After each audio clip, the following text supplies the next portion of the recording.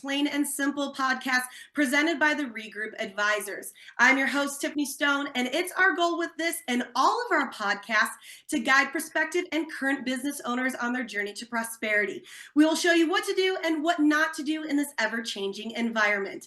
I'm thrilled to be joined today by Luke Bonner of the Bonner Advisory Group and Mike Kaszubski of Regroup Advisors. Welcome to you both. Now, Luke, can you tell me a little bit about Bonner Advisory Group? Yeah, absolutely. And thanks for having me. And hello, everyone. Bonner Advisory Group is an 8-year-old company. We are based in Ann Arbor, Michigan. And we do really kind of 3 things. We do real estate development consulting.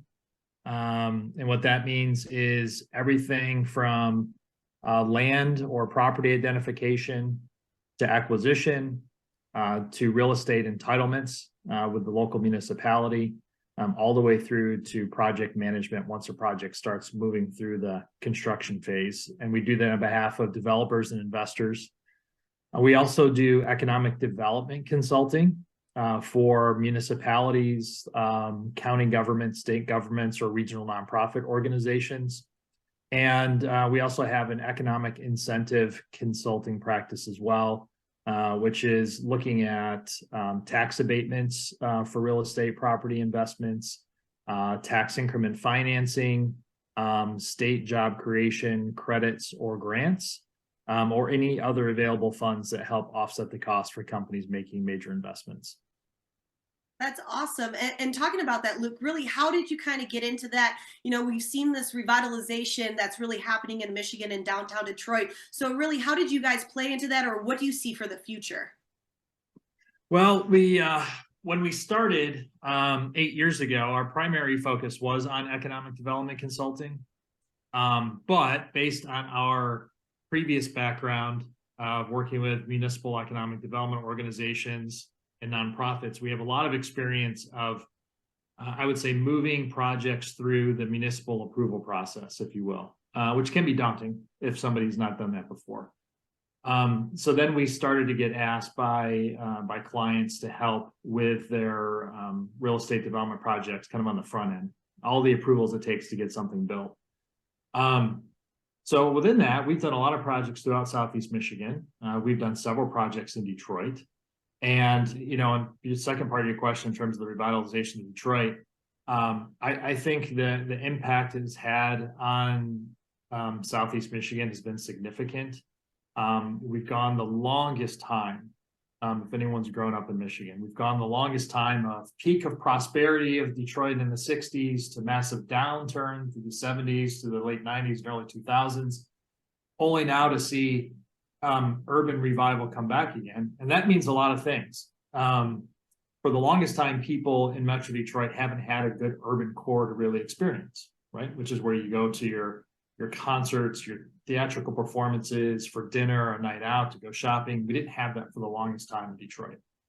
And since that's been back over the last 20 years, that has not only obviously helped change the city of Detroit, where it's really brought in more people. There's been new stadiums built by all of our professional sports teams, more residential, massive amount of revitalization on Wayne State's campus.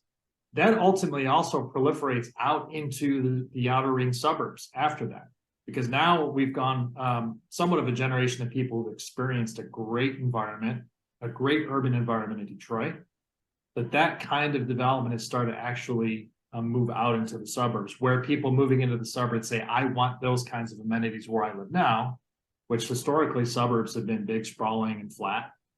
Now you're starting to see a lot more different mixed use, bigger retail, multifamily types of developments in the suburbs that you haven't seen before. And I think a lot of it has to do with Detroit going through its major revival that it has.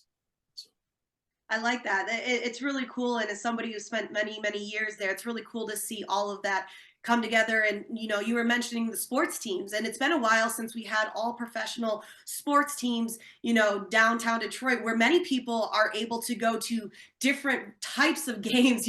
I've seen people go to a baseball game and then also either a football game or a basketball game, depending on the playoffs and starting. So it's really cool to see that. And moving over to you, Mike, how does Regroup incorporate bond advisory into its projects? What have you seen this year that you guys have done?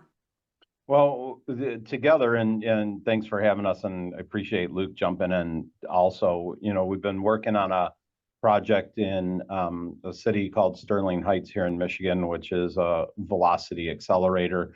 And speaking to what Luke said, a lot of this excitement and growth is moved away from different sectors and out into the communities all throughout the state. And we're looking at a couple of replicated models throughout the country as well. And Luke's expertise and what his company brings to the table, we're seeing that adding a lot of value as we're talking to clients that are looking to not only expand out of the state, but more importantly, come into the state as well. And Luke mentioned that's a daunting task. People, navigating through finding a location and then now working through the governmental entities. A lot of times it's a barrier for a client looking to expand because it's so confusing and so difficult. So we were happy to run across Luke, a couple of years ago and start to be able to say to people, hey, we have somebody that can actually make it a lot easier for you. And that helps out the communities. I mean, it's about bringing business in, it's about bringing economic development into those various areas. And because it's a national platform, we're not only attracting into the communities, but also helping a base community expand outside. And in today's environment where people are working remote and hiring people from different states, it really plays into a good strategy there. You're absolutely correct. And, Mike, we've had the pleasure of talking many times throughout a bunch of these different podcasts. And you always tell me it's really, really nice when you have somebody know exactly what they're supposed to do, exactly what the process is. And it helps alleviate a lot of the same stressors that, we may not know of or that we jump upon when we're trying to create different businesses. And I think this is absolutely correct. And Luke, back to you, going forward for 2023, the last few years have been very, very difficult for small business owners, large business owners, everybody, especially of kind of what we've been going through throughout the entire nation. But for 2023, what type of opportunities do you see nationally for business owners in today's climate that's going to actually happen? That's a really good question. I think I've been calling what we're going through right now, I call it a fake recession, because not all of the indicators are really lining up that we really say we're in a true recession like we experienced in 08, 09, and 10.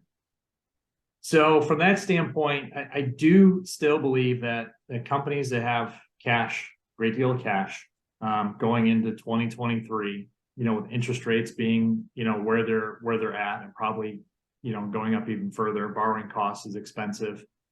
I think that cost of goods are going to start to come down. I think cost of properties are going to start to come down. Materials are going to start to come down. And I think companies that are well positioned from a cash standpoint are going to be able to take advantage of that, because they're going to be buying stuff on a discount, not necessarily going to be financing. Or if you do finance, I mean, I know a lot of our clients looking at it and saying, if I do end up financing, then I'm just going to refinance when rates come down. So, I think it's going to be highly opportunistic for companies, again, that are really well positioned and want to be aggressive. But you'll also see a lot of pullback because companies are going to be in a couple different buckets. Companies are going to be ultra conservative and say, I'm going to wait. Let me wait and see how everything kind of plays itself out. But then you're going to have a lot of investors who are going to be extremely aggressive and take advantage of, the decline in cost. I think from, a true recession standpoint, we'll have to see a significant amount of layoffs, job cuts. I mean, that's what is really, I think, going to dig in. and make that recession real, because then people really stop spending money. So even though we're, in a recession, according to certain pundits, people are still spending a lot of money right? Even if you look at the brick and mortar retail sales from last weekend, significantly higher from last year. So as long as people are still spending money, I think things will be good. And all indicators are people will still spend money next year. So I think it's a really good year to be opportunistic and take advantage of the environment next year. You're absolutely correct. And, Mike, on your side too, you help with a bunch of different businesses. What do you see nationally for business owners in today's climate moving into 2023? Yeah, I agree with Luke. I think, from our perspective, there's been a lot of money sitting on the sidelines from the private equity, standpoint. COVID was, probably froze everything for a little bit. And now what we're starting to see is there's a very aggressive approach to now start to acquire or create some merger opportunities, or really businesses have pivoted. So their traditional business model is not just necessarily their core business, they're diversifying their portfolios. And so I think it's counterintuitive. So Luke's right. You hear, hey, we're in a recession and all this stuff going on. But from a business standpoint, it's really created people who never thought they wanted to own a business now have kind of had time to think about it. I think this is where for instance, the accelerator incubator in Sterling Heights fosters some of that. People took some time and said, hey, let me gather my thoughts and let me get to some people to help out. And so now they want to go into a business. So that's an opportunity for somebody to shift. And in larger companies that we deal with now are looking at geographical expansion and trying to protect risk by acquiring and controlling supply chains. So there's a lot of movement. I think the first quarter going into 2023, you're going to see a lot more equity funds loosening up and aggressively buying some stuff up. So it creates some opportunities for expansion, create some new opportunities for people along the way. So exciting time. I think that'll stimulate the economy back, at least in some of those areas that are important. I think that's where Luke's company helps out a lot in, once again, identifying, the ability to help somebody move into a new geographical territory or work through the local or state governmental items. Removing those barriers in today's world is the key for acceleration and for organizations to rapidly expand into that area. So I think the first quarter probably going to start off a little slow, and then end of the quarter and going in the second quarter is going to really ramp up pretty quick. It's awesome. Well, it's so good to chat with you, gentlemen. Luke, just one last question, especially for anybody that wants to get in contact with you, use some of your services. What's one thing that if somebody reaches out to you, that they need this, is that you'll be able to provide for them? What's the one thing that you want our listeners to know that you can be able to do for them in 2023 and beyond? Help them sleep at night. We like to take the pain away of going through all of this stuff. We'll take it on ourselves so somebody else doesn't have to. And that's generally how we propose working with somebody. This all can be, the things that we do are all potentially very painful to somebody, or very confusing, or a lot of steps. We understand all of that stuff. So don't worry about having to go through that. We'll manage it for you. We'll keep you up to speed as we kind of go along. But we're going to take that whole process over for you and just make it simple so you can keep working on your business every day. That's awesome. So like you said, or like Luke said, if you want to sleep at night, make sure you guys reach out to him. He's going to help you get a restful night's sleep. Well, thank you so much for joining us today and providing some great information, Luke and Mike. I love chatting with you guys. Not only do I get to talk to some great people, but I also learn as well. And I hope you guys are learning. So this is wonderful. And that's going to do it for another edition of Business Plain and Simple podcast presented by the Regroup Advisors. Thank you for listening, and make sure to follow our podcast wherever you get your podcasts so you guys don't miss a future episode. You'll be notified as soon as they are released. And if you want to catch up on past episodes, you guys can do that right here on our podcast feed as well. And if you guys are interested in business advising services offered by the Regroup Advisors, you can contact them at 888-248-7077.